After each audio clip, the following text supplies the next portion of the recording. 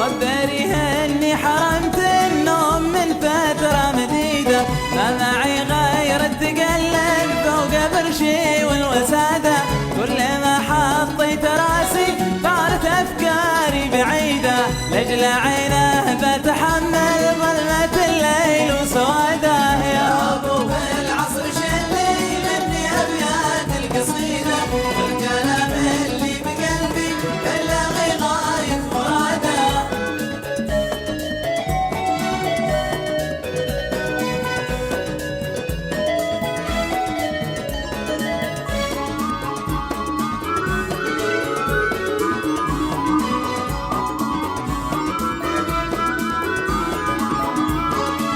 له عيونه ذبها سهم رمى قلب يصيده، يقطع النبضة عنه قبل نطقه بالشهادة، صابري واصطبت منه بالاصابات الاكيده، كانها الرشاش حين الادمي يضغط سناده. يا ابو